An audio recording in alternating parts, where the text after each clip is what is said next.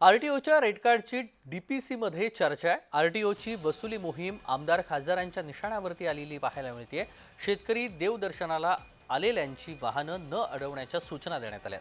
ग्रामीण भागामधून शेतमाल घेऊन जाणाऱ्या पिकअपसाठी 1,500 रुपयांचा हप्ता घेतात। हप्ता न देणाऱ्या वाहनांमधील इतर त्रुटी काढत जास्तीचा दंड आकारला जातो। आणि सोबतच सोलापूर जिल्हा दक्षिण काशी म्हणून ओळखली जाते। हजारो भाविक देवदर्शनाला सोलापूर जिल्ह्यामध्ये येत असतात, मात्र पोलिसांकडून गाड्या अडवून त्यांची लूट केली जात असल्याचा प्रकार हा समोर आलाय।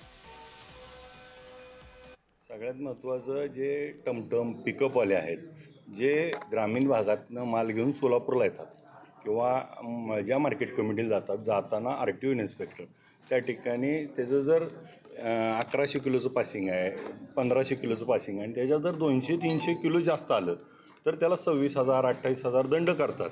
आणि मग त्यातनं जरी काय नाही सापडलं, मग कांदा घेऊन जातो आहे, लिंबू घेऊन जातो आहे, एखादा बेदाणा घेऊन जातो आहे, द्राक्ष घेऊन जातो आहे, अशा डाळिंब घेऊन जाणाऱ्या शेतकऱ्याच्या मालावरती त्या ठिकाणी वारंवार कारवाई होतात। कोण 1,500 घेते, कोण 2,500, कोणा 3,500, कोणच्या वाहनाला काय।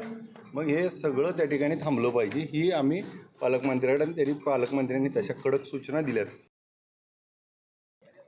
RTOचे जे अधिकारी आहेत त्यांच्याकडून वारंवार भक्तांना त्रास देणं असेल आणि विशेषतः शेतीमाल जे मार्केट कमिटीला वगैरे नेलं जातं अशा विशेषतः शेतीमाल वाहतूक करणाऱ्या शेतकऱ्यांना पण वारंवार अडवणूक करणं आणि त्यांना आवाजवी दंड करणं हा प्रकार सगळाच चालू आहे।